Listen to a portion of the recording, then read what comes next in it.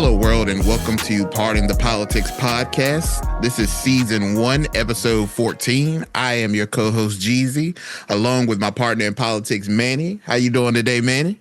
Man, doing good. Got these last shopping days to Christmas, so I guess I should probably get up and start doing some of that. Hey, man. I was out picking up a few things yesterday to kind of wrap up the gifts that I needed to get, and that traffic out there was nuts, man. I don't know why. Every year I wait late, man, and then I get super annoyed of having to deal with the traffic, the people, and it's just annoying. But I will say this, that if you're listening to this podcast and you have not bought any gifts yet, bruh, go ahead and stop by Walmart, Target. Go ahead and get the gift cards. At this point, that's the only thing that's going to be left that's available is gift cards. So I would not advise if you are listening to this to try to go find something at this point in the game. It's too late. Unless you want to you pull up to Big Lots file for bankruptcy and Party City, you might be able to catch you a deal on some fixtures. Right.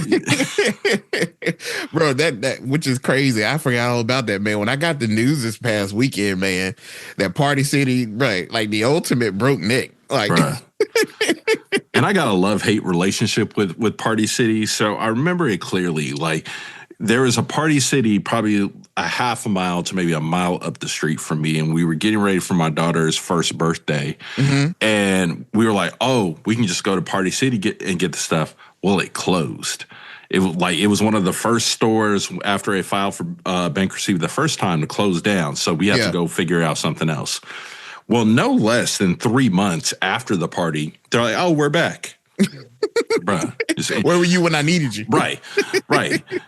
Now we coming up to the same situation with my second child. Like, okay, got to start getting, Party City's closing down. What are y'all doing? Well, I guess I know what they're doing now. Grabbing their hat and coat. Good day. Right, it's the holiday season too, man. We always say that the gift that keeps on giving, and that is not a good gift to receive. Because if I remember correctly, when I saw it, they closed immediately, right? Immediately, right. You didn't have time to even grab your lunch out of the fridge, really. Don't worry about coming in tomorrow. This is it. If you got your lunch in the fridge in the break room, just leave it. Don't worry. We'll just take it out when we take the fridge out the building. Right. and I'm like, you can't. That email couldn't have waited 2 more weeks. Let everyone get to the new year. But like, nah. You think you're about to go into the holidays happy? Absolutely not. No. Not at all. It's crazy because it's like, I kind of feel them in a way though, because it's like, if I tell you, let's say I told you now and was like, hey, look, first of the year, we'll call it closing all the stores. Ain't nobody coming to work. At all. At all. So they like, you know what? You want to be home for Christmas with your family? We're going to send you there permanently. Right. Merry Christmas. And I guess, you also got the flip side. It's like, okay, at least tell me before I go drop all this money on Christmas gifts. Bro, that's a fact, bro. That is a fact. I would have been tight. Bro, hi. I just bought this 90-inch TV. Well, I hope you enjoy it because you're going to watch a lot of it. But I'm unwrapping everything and I'm returning it. I'm telling the kids that we got robbed. Bro, but anyway, we got to move on because we definitely took a left turn. That was not planned. But we want to say, welcome listeners to the pod. Thank you for listening. Thank you for tuning in. As always, Party City was not our first topic. But It was not, but here we are. But our first topic on today's episode is the House bill that passed in the 11th hour. I don't know why. It seems like this is like the norm when it comes to these bills to pass them in the 11th hour. And I think we had it good. And I think this is, I won't say specifically a millennial problem, but this might actually be specifically a millennial problem. Mm-hmm. We went through a really long period where there were no like congressional shutdowns. Yeah. Like from 9/11, I think deeper into the Obama years, there just wasn't a government shutdown. Like this just wasn't a problem we heard about. But if you go back and look historically, every president usually had it happen at least 2 or 3 times during their time while they were trying to navigate the debt ceiling and all that. So it's been an uncommon occurrence. Yeah. But if you look historically, the fact that we just lived through a period where it didn't happen a lot was actually more of an anomaly than an actual, the reality of the situation. Yeah. So, but it was a wild week for them, man.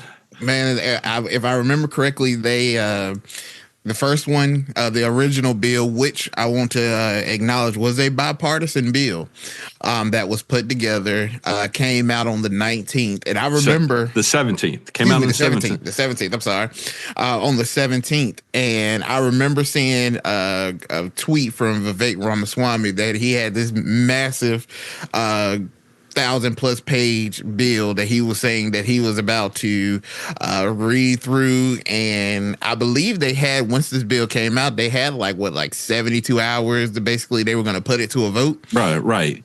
And look, broken clock at least twice a day. And when he came out and he was like, this is ridiculous, I co-signed.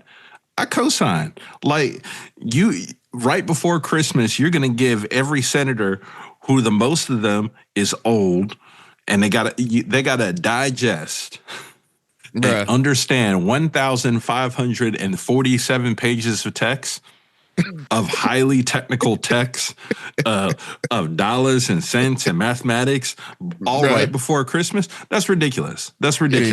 Like, and I've seen my grandma take all day to read the Sunday paper. Right. I know good and well.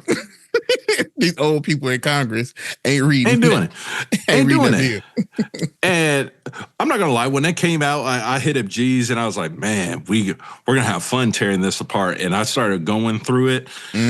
But after I seen that President Musk and Vice President Trump had already started saying things, I'm just like, man, I started doing all this research for nothing. Bruh. I was getting late to the party and I was about to start. And when I seen that, I was like, well, glad I didn't start.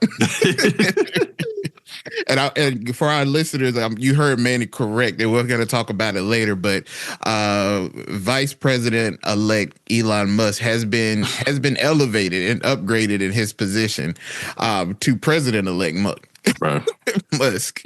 Yeah, we're going to unpack all that later. But, man, I think we got to stop doing this. Like if you want to talk about government efficiency, and I would say that Musk and I can't ever say his name right, but they were acting in their future capacities of the head of Doge. Like that's how we get a lot of all this pork and all this extra crap into these bills that we just have to sign. Because I'm looking at this, okay. If I'm in North Carolina or Georgia, I'm really focused on this $110 billion in aid that people in my states see. I don't care about what else is happening. You want to transfer a football stadium. I'm not necessarily worried about that in D.C. Like I'm just trying to get that done. But this is how crap gets built into our government spending year after year after bill after bill. You can do this in a simplistic way. Very. One of our followers hit me up and they were just like, well, if they've been working on it the entire time, they would all be aware. And I'm like, yeah, that's true. But the reality of it, these bills come up in committee. So you got small committees of probably about 30, 40 people that really know what's going on with the bill. Now you turn it over to the full Congress at 500 plus, like it's too much. We can write slimmer bills to make this happen. And I've said it, and I believe that we both said it on this pod. I don't understand why we can't just get to single bills. Why do we have to jam pack these bills? Like from with the original bill that came up on the 17th, it had provisions in there about turning over federal land to DC and the Right. potential of building the Commanders Stadium back in DC. And it's like, why is this? Why is this? Why Why are is we this doing in this here? now? Yeah, like why is this in here? Like why can't we just have single issue bills? If it's about disaster relief, let it be a bill that is strictly about disaster. Everybody's trying to throw in their own thing while the train is smoking hot, running out of the tunnel. Hmm. Let's just get single action bills. But that's why this whole thing is crazy, because 1,000 some odd pages is insane. Is ignorant in 3 days. In 3 days You, is I insane. gotta read and process that entire bill in the same amount of time it took Jesus to die and rise on the third day. Like I got to be ready to vote on this. Bro, Like this is insane. Why are you writing Harry Potter books right for people to read in 3 days. as an avid Harry Potter fan? I have read the books, and I will tell you, I believe they're in the hundreds, but I believe that some of them can be in 800-900 pages. That took me like a week, maybe a week and a half. Bruh, But you enjoyed it. and I enjoyed it. I'm not trying to read no 1,000+ page bill and then have to do it in 72 hours. And you say, all right, well, yay or nay on it. I haven't even got, I I haven't got to even pop. got to process it yet. Like, I'm working my way through the first chapter, the first bro. section of this bill. So then that leads me to think, man, like when these people actually vote on these bills, They don't be reading it. They bro, don't do be you reading really it. know what you're voting for? Like, how many bills have been passed that people are just like, okay, I guess. Yes, I All of guess. them, a bunch of them, And a bunch of them. that is wild. Hey, Doge, y'all need to fix that. Bruh. That's not efficient. Not at all. Man, So, but they were, and to call out a couple other things that were in this original bill. mhm, I'll start with the two that we're going to go into in a second.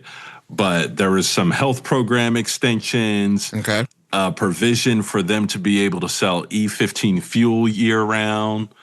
Look, when we're not going to talk about here, but I felt like you and I and all of our listeners would feel really good about is the Tickets Act that Mm, required ticket sellers to list the full price of the tickets.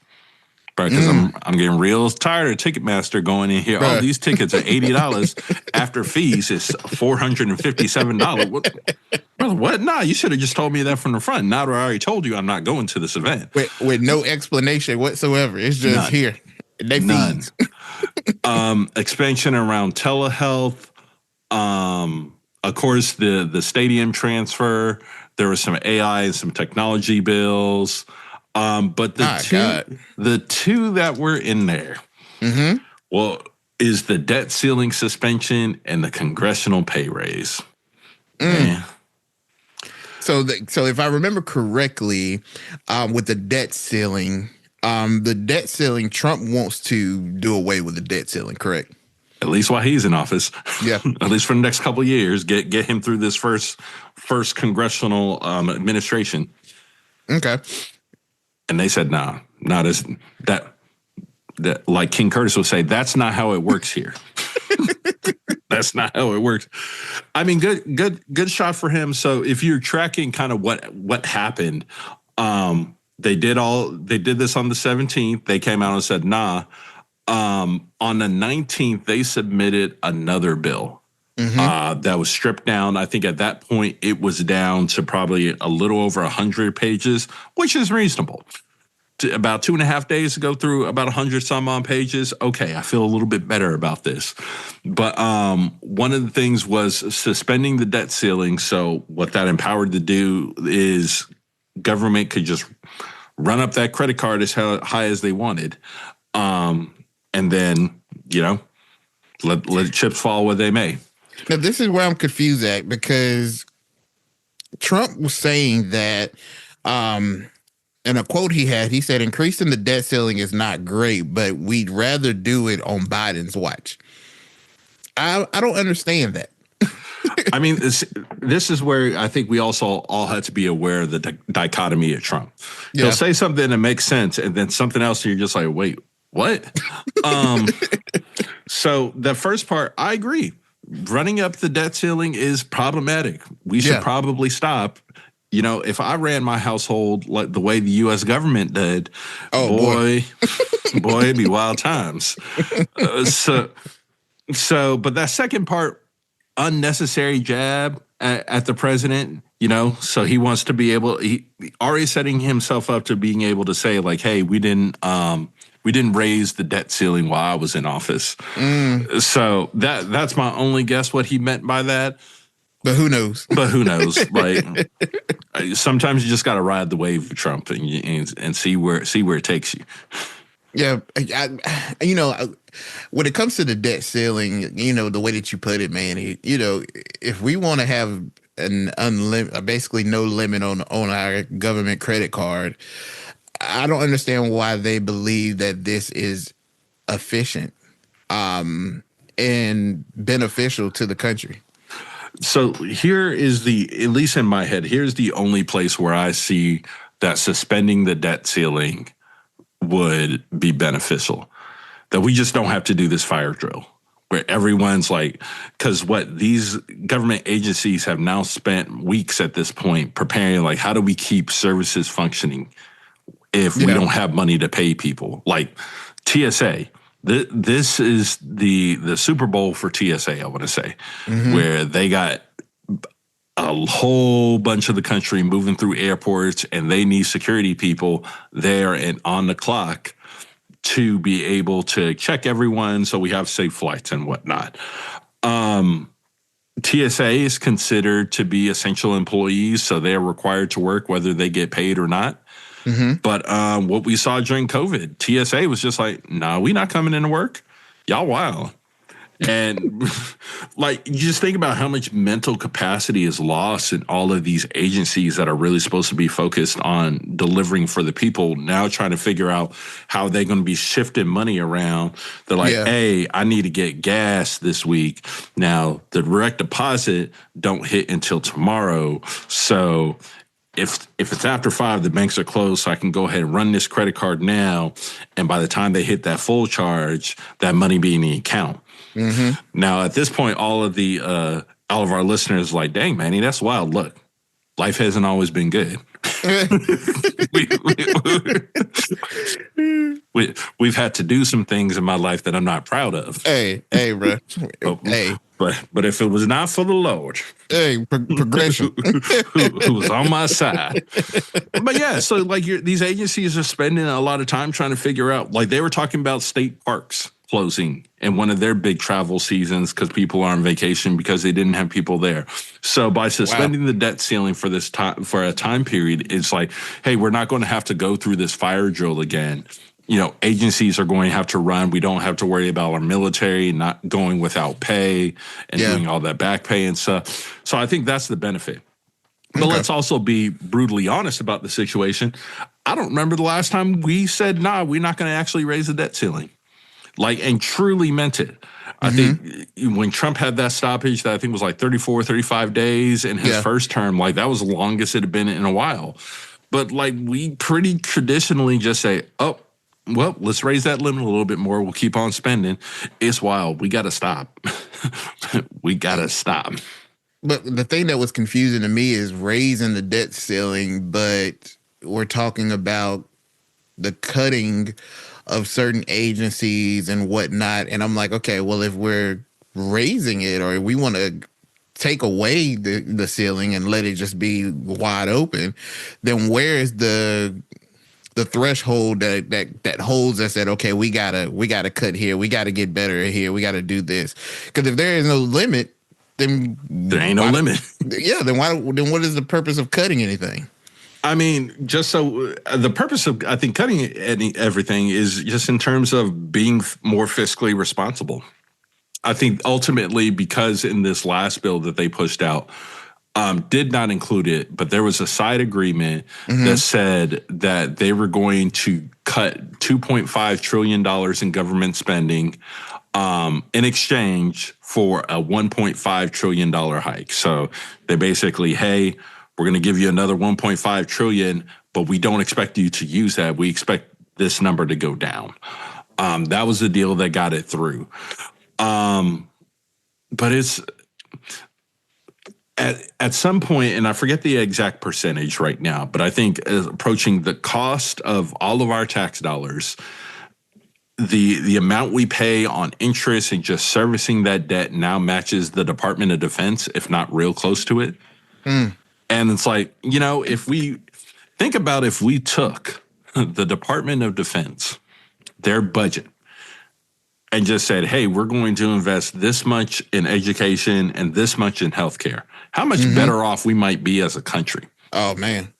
A lot better. Even if we took half of that and reinvested it. So I don't think it's about necessarily just not spending the money, but I think it's making sure that the money we have is allocated more appropriately to address the things that it actually needs to address.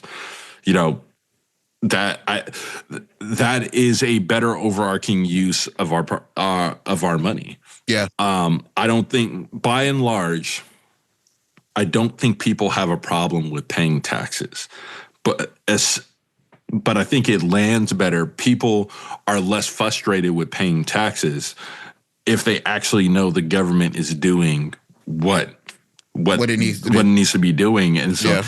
I'm not out here worrying about a football stadium. Like, what? Yeah.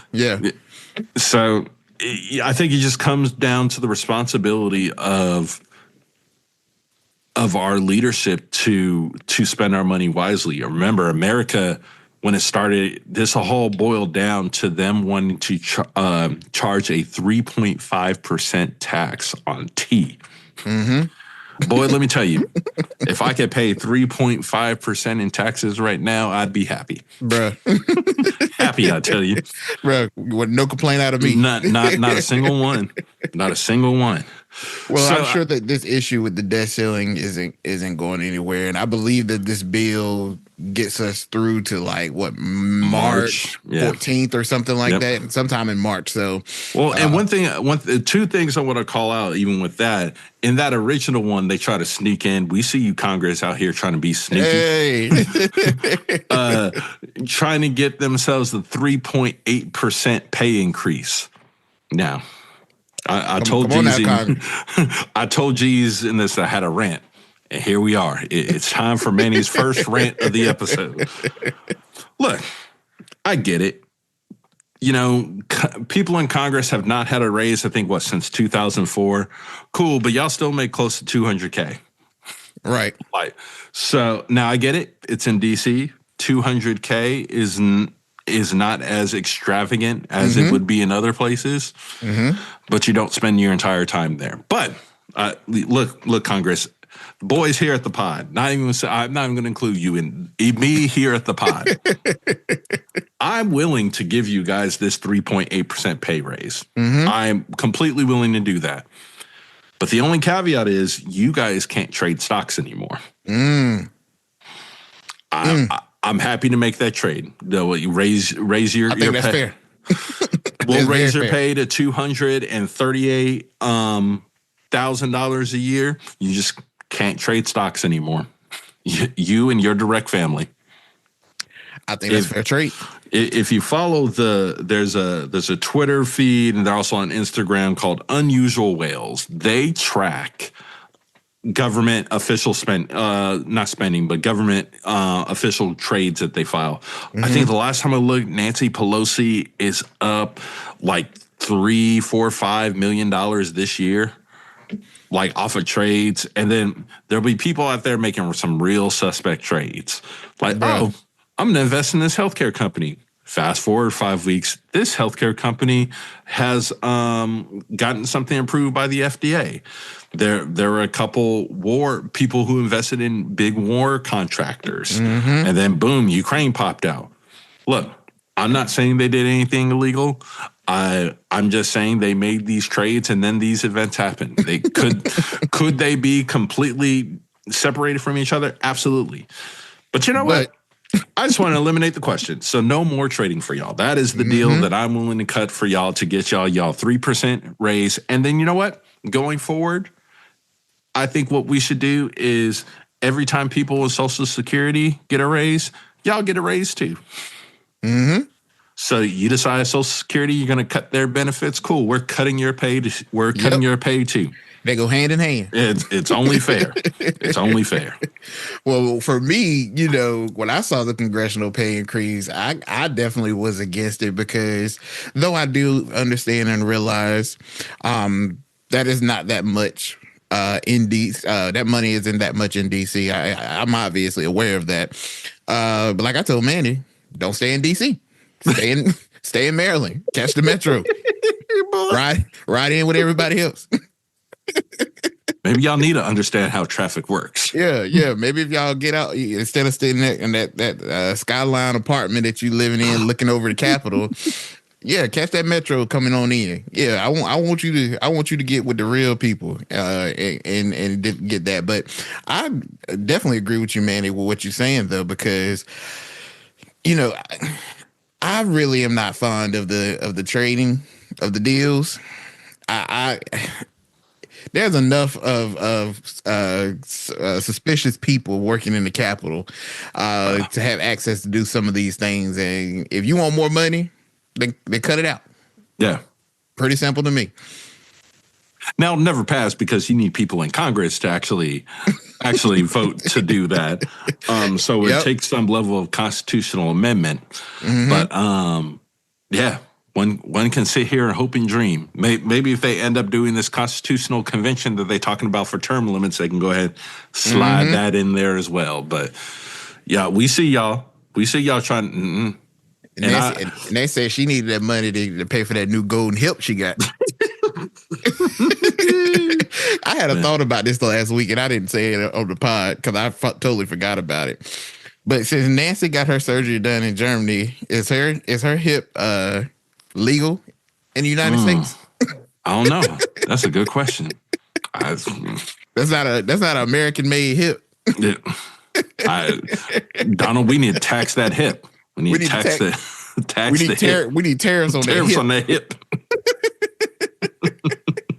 But again, with all these things that we're talking about with the debt ceiling, and even though the Congress didn't get their pay increase, I'm sure that it will all come back up when we do this again in March, and we'll see how this goes when March comes around, because I'm interested to see now once the new Congress comes in to play, will we have this 11th hour signing of the bill going on again, or will it be a much smoother process? Let me tell you, if I was a betting man, absolutely not. I put it at minus 200 right now that we have a government shutdown. Okay. I think it all but guaranteed we're going to be sitting here on the pod like, you know what? I think we're about to have a shutdown. I would almost guarantee it, because what we see in all of these negotiations, no matter who's kind of in play, is because the majority is so slim, it's not going to take much. Yeah. It's not going to take much. But we here on the pod on St. Patrick's Day, when we release the pod on March 17th, I almost guarantee you we'll be talking about the shutdown that happened. If it happens, you heard it here first. You heard it here first. We keep telling y'all. When the boys come on the pod and tell you something, let me tell you take that to the bank. Take it to the bank. You can cash it. Except that part when we all said Kamala was going to win. Yeah. Don't take that one. We got that one wrong. We hadn't quite yet at the pod found our footing yet. So that one don't count. We're testing something. We're testing the water. But I am glad in this House spending bill they still got the $100 billion in disaster relief. They still got the $10 billion in assistance for farmers. They also got the COVID telehealth measures included as well. So it's just amazing that they still did that in sub 200 pages. So you mean to tell me that the other 1,300 pages you just we're able to cut and we're just able to continue on our day as if nothing happened. All right, bet. So I I'm would gonna tell like you to what. thank. I'm pissed off for the person who typed up all them pages. Bro, And hot. Just hot. Just y'all going to work. had me at 10 o'clock at night typing all these pages. I got carpal tunnel on my left wrist. Now how am I supposed to wrap presents? You just throw it out, boy. Bruh, hot. Bro, so hot. Man, but we will definitely keep our eye out on how this flows through, man. And in our first on the pod, I would like to thank the Department of Government Efficiency for stepping in and doing their jobs. Doing their job. This is a good start for them. They're not even sworn in yet. So, you know what? Good job for you guys. Already getting to work. There's not a lot of people who get offered a job in Congress or in government and immediately get to work. But I know in this next administration, there's two. Yep. Tom got to catch them all. Hannon. Yep. And President Musk. Mm-hmm. and his assistant, Vivek Ramaswamy. He is Elon Musk's assistant, it looks like at this point, because he don't have it doesn't seem that he appears to have much power as Musk, and that leads us into our next topic. Elon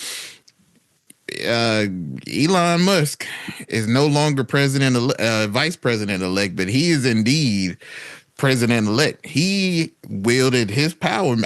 He flexed his political muscles, which I was surprised at, man. He didn't even show. He didn't do like Vivek. Vivek had posted a picture with the bill, and I'm reading it. Musk just came out, was like, "Don't pass it." Twitter fingers. Got on Twitter. Don't pass it. And he even said, if you vote for it in 2 years, your butt need to be out. And the next thing we know, Vice President Trump said, "Don't vote for the bill." I am excited to watch this sub storyline of the next. Bruh. I want to say 4 years, but something tells me it's not going to make it 4 years. Bruh. Because we all know if there's one thing Trump doesn't like to play, is second fiddle.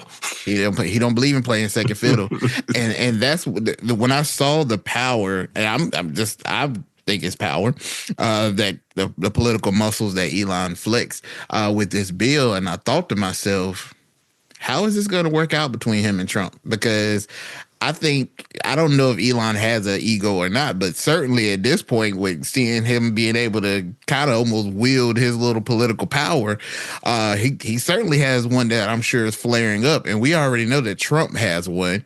So, with people referring to him, and I think that the Democrats, you're seeing a lot of it. I heard AOC talk about it. They're kind of pushing this narrative like Elon's the one in control. They do whatever Elon tells them to do, and I know Trump got to be sitting back with his Big Mac and his Diet Coke, saying, "Now wait a minute, now, no, hold up, hold on, now, y'all forgot." And I think he even put out a tweet, or it might have been something he said on True Social. He said that there is only one MAGA president, only one, only one. Let's get that straight. A couple notes here. First of all, Dems, although y'all are right. Mm-hmm. Y'all better be careful poking this bear. Mm-hmm. be very careful. Look, it's a dangerous game that you guys are playing. Now the fact that they're playing these games also tell me that they're running out of options to start trying to stoke those two. Because I would have just calmly let them fall into this. Yep. But no, they want them at odds immediately. And I'm like, okay, good luck. But also, Elon, you're worth almost $500 billion, which is a wild number. Elon, if you're listening to this, hello. We'd love to have you on the pod one day. Man. We saw that you did Joe Rogan, so I'd love to have you on the pod. And you kept the boys' social open while we were going through we appreciate while we're still going through.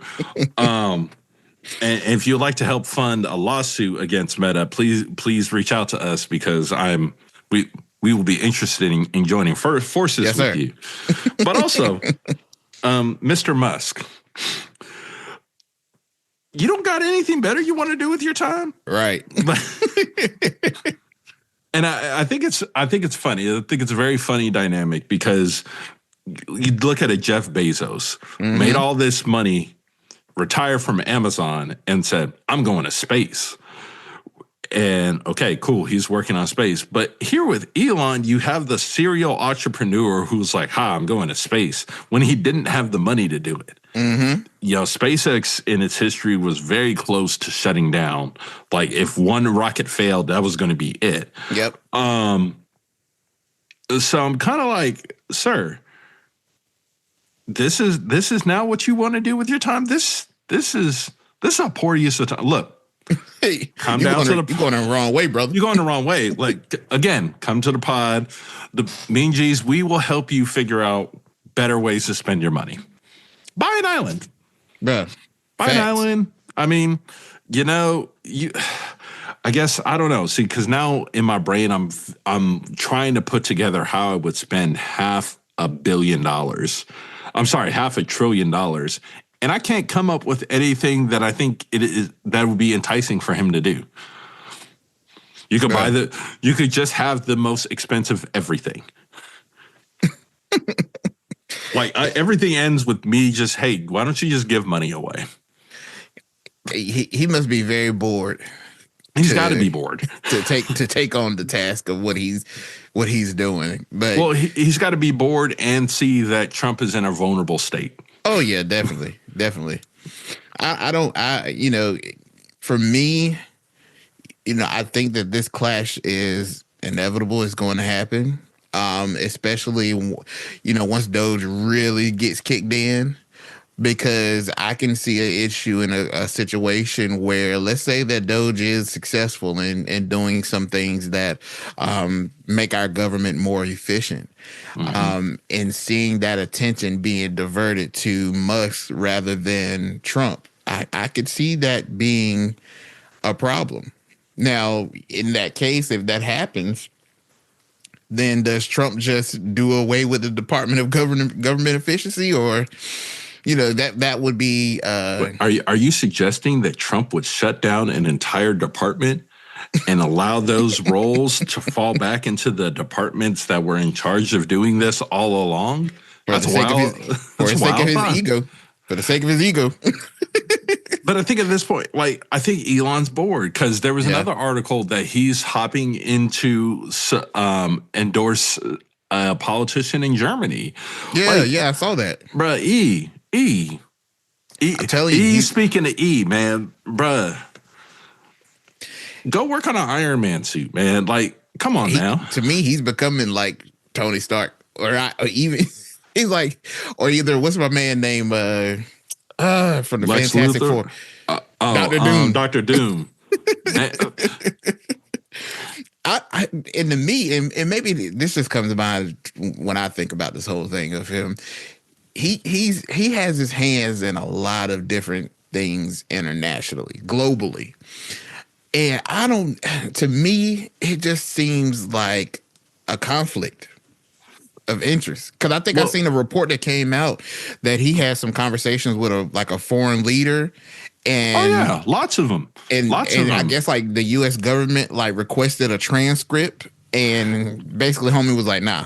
So it's my understanding that all government contractors are supposed to report any interactions as part of their clearance, report any interactions that they have with foreign officials. Some are less problematic than others. But he's just out here being on on FaceTime calls with Trump and whoever Trump is talking to.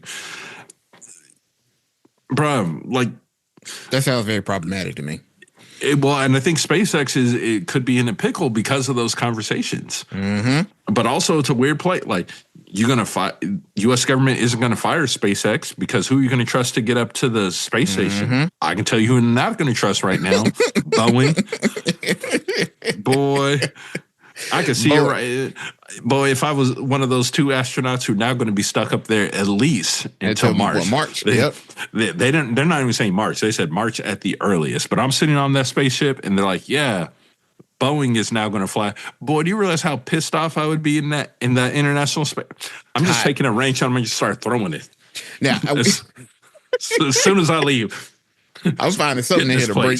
Bruh, we going home. We taking this entire thing. We going home. Bruh, I seen somewhere from our 10 foil hat community. They said that for the not our tinfoil hat community. For the people that are stuck up in space, they said they were supposed to be there 8 days, and they've now been up there a month. And how did they have video footage of them talking about Merry Christmas with hats on? How did they know they need Santa hats up there in space if they were only supposed to be there for 8 days? Bro, first off, that's not how calendars work. Boy, that's wild. You know what? Social media has been the greatest and worst thing in the history of creation. These people get on Al Gore's internet and start acting crazy. Right. And that's why he didn't become president, because Al Gore gave us the internet, and now look what it got us. But like, Elon, come on, man. Like, this is going to be interesting, because I think you still very much have Elon in a role where no one actually knows what his official roles are. Yeah. I don't think he knows. So I think he's just that Roman safety. Like, ooh, I'm going to go over here, and then I'm going to go over here. Yeah. Here's a crazy thing to point out, though. Mm-hmm. Musk has been pretty successful in everything that he's done. Yeah. I got to give him that. I don't know a single person that has not used PayPal in some capacity. Mm-hmm. I don't. I see more Teslas on the road than I see a lot of other cars now at this time. Mm-hmm. So now they do have a lot of recalls. They do. They ain't stop nobody from buying them. Not a one. I am now at a point, as much as everyone made fun of them, I now see at least 1 to 2 Cybertrucks every day. Yep. Every day. SpaceX, super successful. Mm-hmm. Starlink, successful. Yep. Like, has he had failures? Yes, but when he succeeds, he tends to succeed big. And when he swings big, he swings pretty big. Yep. So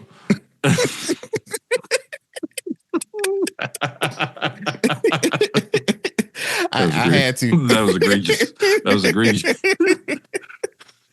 I don't forget. So, could he be successful in politics? Man, he could be. His name has been floated around for speaker, which is wild. Rand Paul and Marjorie Taylor Greene threw it out there that, hey, why not let him be speaker?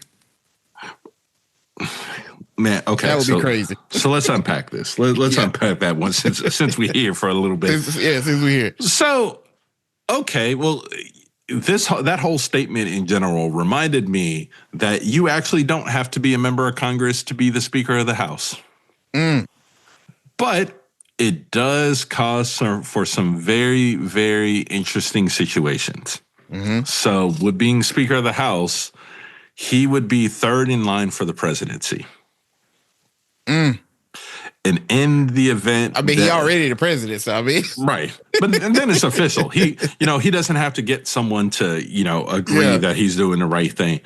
So if a incident occurred, let's say that both Trump and J.D. Vance, let's say Trump had to go to the hospital because he's old, and he's just got some old person, ailment that he has to treat.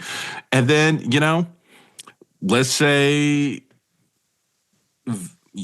something happened to Vance and that he was incapable of taking over presidency. Technically, Elon Musk would become president by the order of operations, but he's not a U.S. citizen. Well, sorry, he is a U.S. citizen. He is not a natural-born citizen, and that prevents him from becoming president. So what happens in that scenario? Don't know.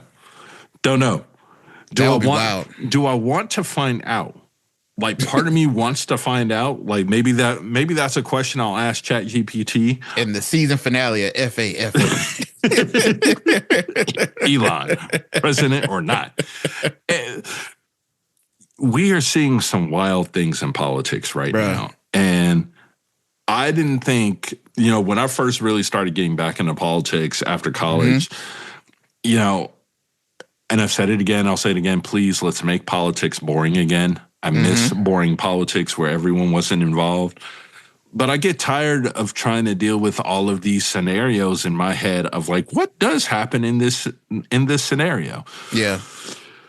But all that being said, I'm gonna be real. Elon Musk has too much rich person ADD.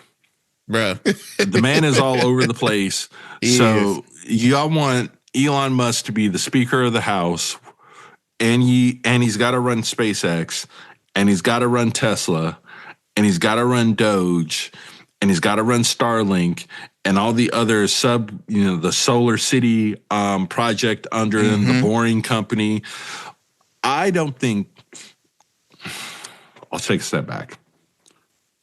Elon does not need, for the sake of the world, I'm going to say this, his inventive mind, I don't want to see him in Congress.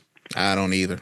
What he's done, I think history will look back on Elon, what he's done, especially around battery technology and electric cars. They're going to look at him as an innovator in the same way that we look at Henry Ford with the assembly line.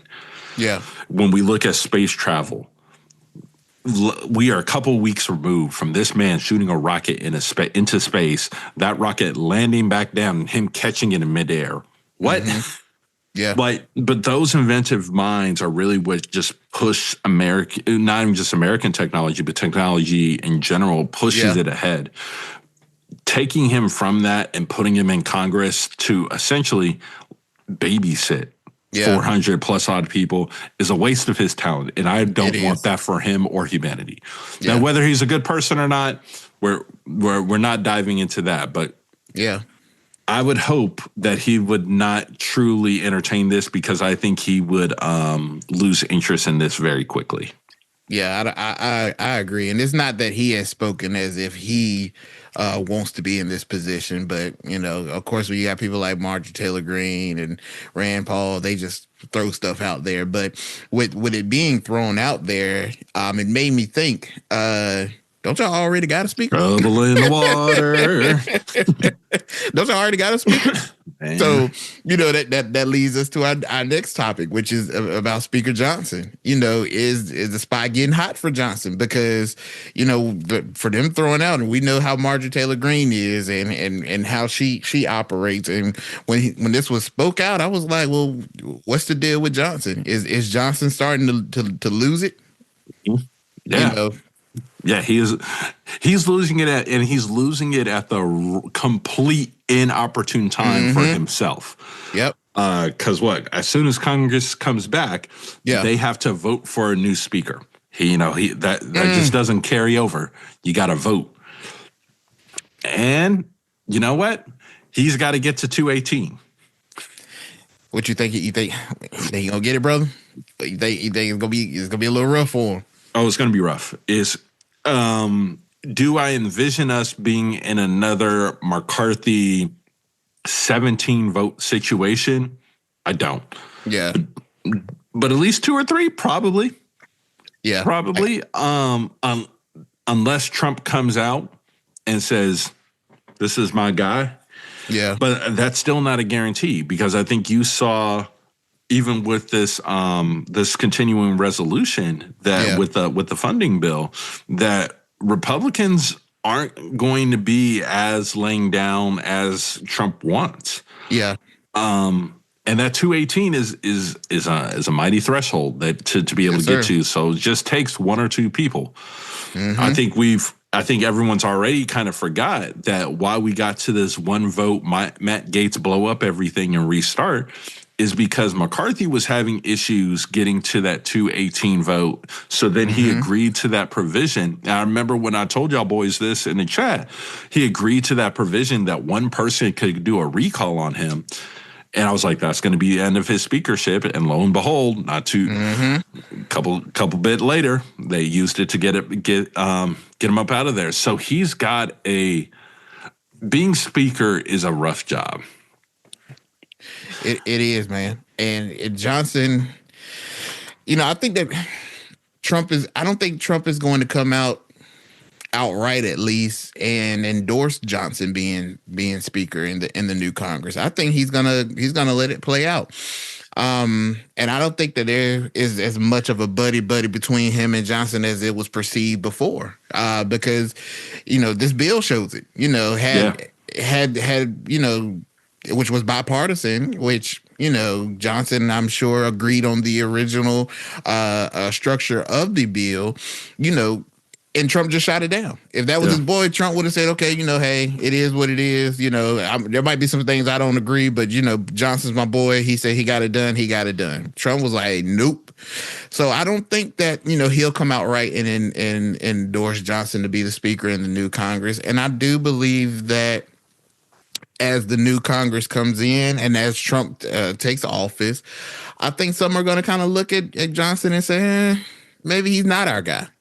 I think that they don't. I think that is it the bipartisan of Johnson that they don't like? Do you think that may be?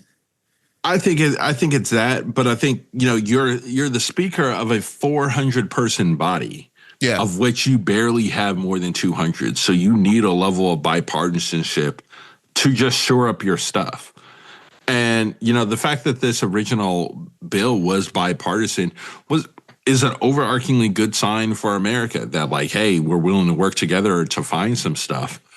But I think it's that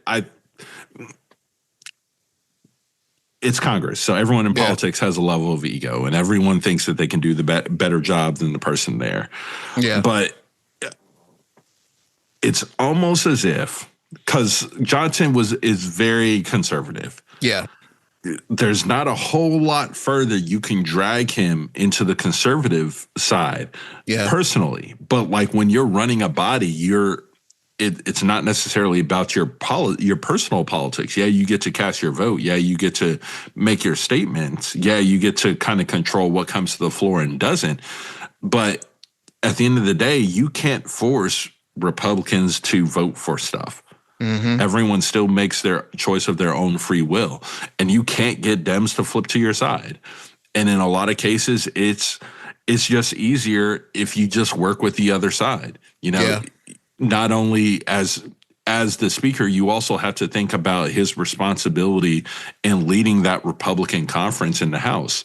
So knowing in 2 years that everybody is up for reelection, and you have some Republicans that are sitting there that are in some blue districts, they're not going to be able to vote for some things. Mm-hmm. And you're going to have some Democrats that are in red district that are going to openly entertain some of the things that you put up because they're in a red district, and they're going to have to take some things back there.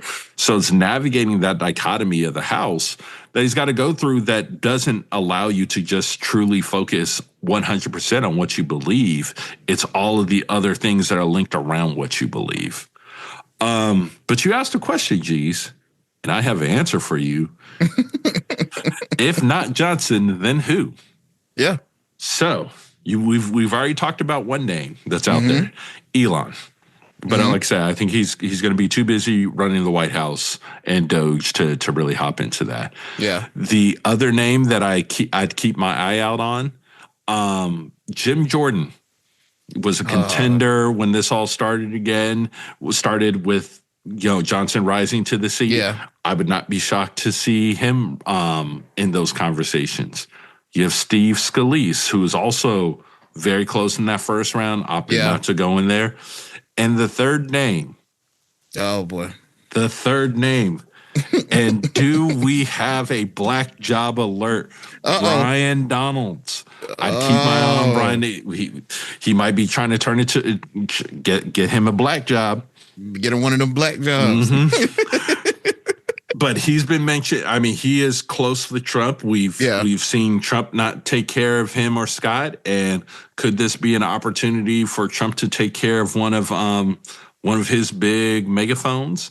Possibly. Possibly, but those are the three names. I'm not counting Elon. I don't think he'll be seriously in there. But Jim Jordan, Brian Donalds, and Steve Scalise, I think, are names to potentially watch as we're approaching this vote when it happens.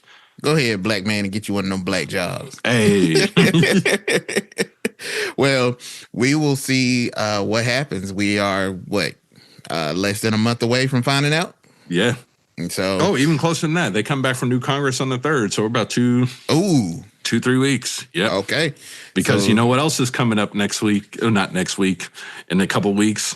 Confirmation hearings. Yes, indeed. Yes, indeed. We have been waiting for that, and God, I can't wait. I'm excited. I'm really excited for that. Jeez, I've not seen you excited from a political standpoint as excited as I see you right now for these confirmation hearings. I am too excited. Like, I will be, if I am not at work, I will have my office door closed with the confirmation hearings on one of my monitors and a notepad sitting on the other side, jotting down notes, because I know that it's going to be some content for us to deliver on the pod, man, for sure. For sure. And one point before we hop into what's next, it was a quote from Republican Representative Tony Gonzalez, not the Chiefs Tony Gonzalez. He said, he's talking about Elon Musk. We have a president, we have a vice president, we have a speaker. It feels like if Elon Musk is our prime minister. Bruh, that is crazy. And do we need to start calling him prime minister? But I think that might be fitting. That is Prime Minister Elon Musk. And he said this in relation to the spending bill and how he was acting, but basically like he was acting as if he's the prime minister, which is very interesting because I think, Big Netty is not the president of Israel. He's the prime minister. Mm-hmm. So, but when you think of Israel, you think of him as the top dog. Big Netty. Think of Big Netty. That is interesting. That's very interesting. So, yeah. Well, we see will how see this goes. What the fate of Speaker Johnson, how that plays out, and where he will be in his place and role in this new Congress coming up. So, with that being said, we're at that time in our episode where we have our favorite segment of the week, and that is the pickle of the week. We got your pickle. We got your pickle. We got your pickle.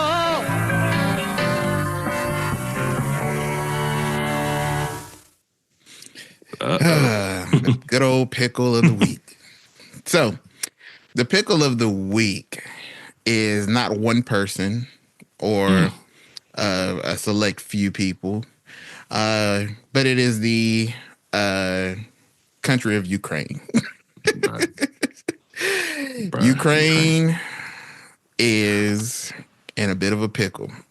And I want to say that they're in a bit of a pickle because it was reported this week that Ukraine drones were striking deep into Russian territory. So they're like at this point like 100 miles, I believe. Hundreds of miles from the front line of this battle between Ukraine and Russia. But all that's coming to a head pretty soon. I feel as though what Ukraine is doing is trying to do everything in its absolute power right now to gain some advantage, but it's kind of really to no avail because it won't matter because they're not going to win this war. At least I don't believe they're going to win the war, man. And no, I don't think anyone's going to win the war. Nobody's going to win the war. The only people that win wars are the contractors and the people who get to spend the money on the companies that make the war. And I think you made it this very timely because Trump earlier today said at an event that he's at in Phoenix, he said, one of the things I want to do and quickly, and President Putin said that he wants to meet with me as soon as possible. So we have to wait for this, but we have to end the war. So I think they're trying to wrap this up. Yeah. They're trying to, it's cold, we tired. Like, you remember when we thought this war was going to be like 4 days? Bro, I remember we were in the group chat. And it was like, oh, bro, the war done kicked off. Here we go. 72 hours is over with. Check back with you on Friday. Bro, we were like, this was about to be go ahead and get the brooms out because it's about to be a sweep. And boy, were we wrong. Boy, we were wrong. Now, I will say for our listeners, this was before we had a pod, so we still have an impeccable record. Oh, yeah. When predicting politics. Correct. But that was before but I think all of us were shocked that Ukraine, this war has lasted as long, even Putin, I believe. But now Ukraine, I feel like at this point, it's just kind of getting a couple of jabs in before the fight's over with. Right. Because ultimately they're not going to win this war. And I don't believe that when a deal is done, I believe they're going to probably end up with the short end of the stick as well. It may be fair, but fair with asterisks. Oh yeah, very much. Like, if I had to project what I think this deal might end up looking like is, I think they just freeze the lines. Yep. Someone comes through. They do a whole North Korea, South Korea thing where internationally, like, here's the line. Russia, this is your land. Ukraine, this is your land. We're gonna monitor this line, make sure y'all don't cross the line. And Ukraine, you're not going to get to join NATO. Yep. That's what I think this deal ultimately looks like that stops the war. And I don't think it's much as stopping the war as it is pausing the war. Yeah. Yeah. My thing is where Ukraine getting all these people to fight it?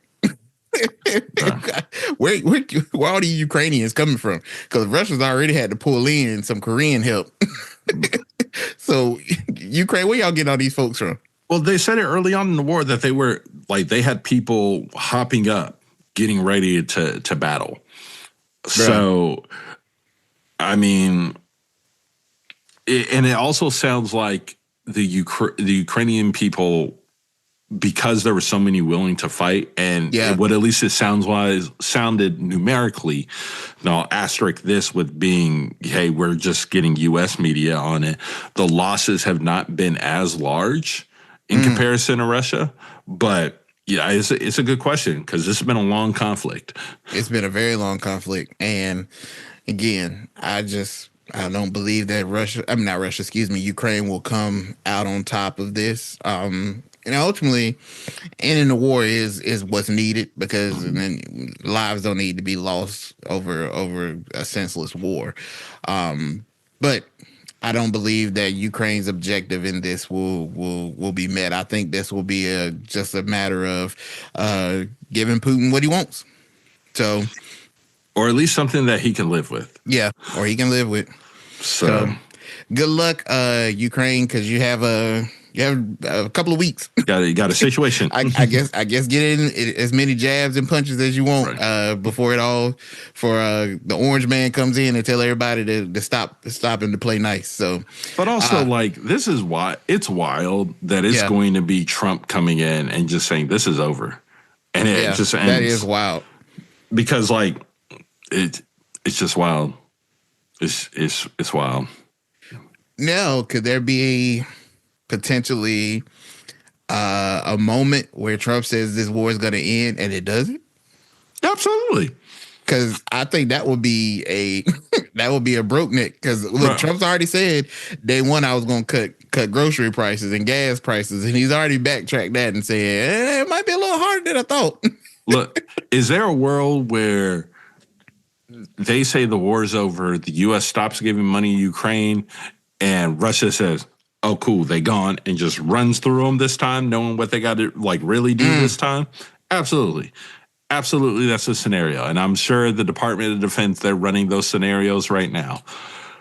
I hope not, but, That would be crazy. That would be crazy. But season one of FAFO. It's getting ready to kick off. Panning out the kickoff in a great way. Yep. So that is our pickle of the week. So good luck, Ukraine, and Keep fighting, I guess.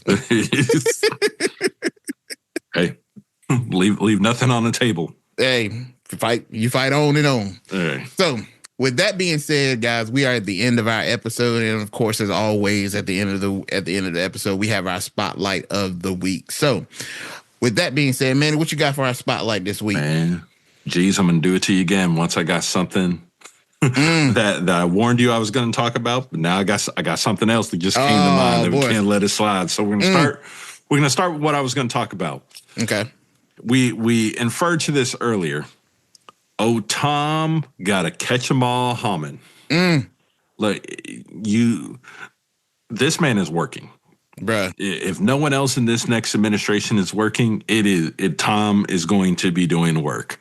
But he has said, oh, we're not playing games with these sanctuary cities. We're running up into all of these places. We're going to get them. What he said, I'll send a whole bunch of agents into your community and we'll find the bad guy. And when we find the bad guy, he's probably going to be with others that aren't a priority apprehension. But guess what? They're getting arrested too. Bruh, Tom coming in, bruh. He gonna have so many Pokeballs. He gonna have so many Pokeballs full of immigrants and criminals and everything in between. Yeah, but what makes this here's what makes this interesting is I didn't really see any money like that in the continual resolution. So how are you going to get this money to pay all these people to go run and catch all these people? Ooh, that's a good point, Manny. This is you know what? That's interesting that you say that, because I think earlier this week he was doing an interview, like a late night interview. I think it might have been on CNN, and he kind of made mention of, even though these are my plans and I'm putting the plan together, my plan is only as good as what we're able to, what funding we have. So that is very interesting. I didn't think about that to bring that up, but that is an interesting point, man. Yeah. So we'll see what happens with that. But yeah, that is something we'll be watching in the weeks leading up to it. And the other one, we're not going to spend a whole lot of topic on this because a lot of this is hearsay. But Jeez was one of the ones who pointed it out to me in the chat earlier this week. Both Vice President Harris and Joe Biden were on their way out for Christmas. And they said, whoa, y'all get back to D.C. right now. What? Bruh. During Christmas? Bruh. So it appears something has happened that has kept Vice President Harris from going home and Joe Biden from going home. And from that, Trump alluded on the interwebs, again, got on Al Gore's internet, on Truth Social, and denoted that they might be getting ready to invoke the 25th Amendment for Joe Biden to step down. Now, normally I wouldn't bring this to the pod, but I think it links to something else that happened this week is the Wall Street, and which is truly at the core of why it's my spotlight. The Wall Street Journal dropped an article that basically said there was this whole operation that's happened over these last 4 years and stretching potentially almost as far back as when Joe Biden was vice president to conceal his mental decline. People from the White House have pushed back from it, but it's very interesting. Bruh. So we'll see what happens. What was the emergency that brought them back? I don't know. But I guess we will find out. Now, for all we know, this also could be drone related. But yeah. I do have a question on that. If it is invoked and Harris becomes the president, then how does the vice president for her work? How does that process work? I think the problem with this theory, well, I don't even think that's something we would worry about because it's 30 days. Yeah. So I think she could definitely appoint somebody. So that being said, Vice President Harris, my boy Manny here. Look. I'll come be your vice president for 30 days. Just like I said, if you would have hired us for your campaign, I would take Yep. no days off. I would hit this White House for the net. I'm going to utilize all my PTO that I have at work. I will miss Christmas to come be Yeah. vice president. I'm old enough. I'd be a great vice president. So please hit your boy up. Happy to serve alongside Yep. a strong black woman, even though you're an AKA. Yep. And that might have sunk my chances right there.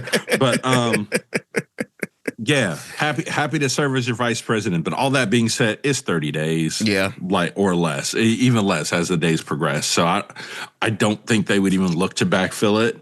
Okay. But again, we've talked about this. Let's say they were to do it. What is it? This is largely symbolic. Yeah. And I think would be a waste of everyone's time. The only funny part that I think I would see in all this is there's probably been a lot of 47 hats and stuff printed for the inauguration. So there'll probably be a lot of annoyed people. Yeah. But there'll be a lot of red 47 hats and materials that people can go get. Bruh. That is crazy. In fact, let me go hop on if I can go claim 48 Trump 48 as an email domain. Bruh. But those are my spotlights of the week. We'll watch as these situations rise and evolve. Hey man. We will see what happens. I had one that I thought was pretty interesting, not really in the political realm, but Seton Hall University is facing some issues with their president. Seton Hall has had some issues as far as their structure and leadership, and they have hired a new president, but it's kind of come under fire because apparently the new president was the former dean at the university's seminary, and apparently he was very aware of some sexual allegations that were going on behind the scene, and he did not report them. And now he's been elevated as the president, and this has come up. So that is my spotlight. I want to keep an eye on how that's going to play out. Will there be calls for him to step aside and resign? What this will mean for the university, who has already had issues previously in the past with their leadership. But I thought that was pretty interesting to see for Seton Hall University. So hopefully we'll see how that plays out, man. So, well, and before we go, I do want to hit one thing. Okay. Before we do this, there's been a missing congresswoman. Oh, bro, yeah. I forgot all about that. Kay Granger. They ain't seen her for like 6 months, right? 6 months. Well, she has been located in a memory care facility after the traditional senior living, a luxury memory care facility in Dallas, after being found disoriented in her neighborhood. Bruh. And she what, 81? 81. See, this is what we were talking about last episode, man. Look, like, it's been 6 months. Like, if you can't do your job for 6 months, it's time to go. Like, I absolutely wish the well for her and her family. But why wasn't this reported, though?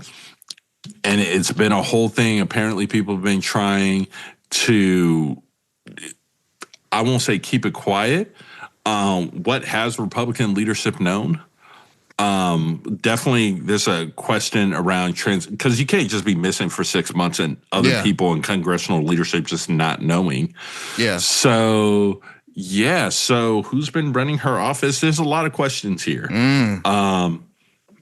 And we will see what happens. But this is something that I think everyone should be very intrigued and keep their eyes on.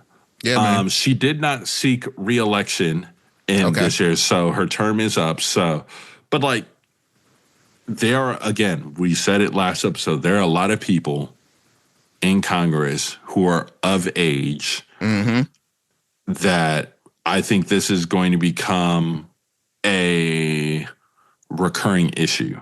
Yeah. How are we handling this? Because there's this obviously with HIPAA, there's a sensitivity because of health issues and whatnot.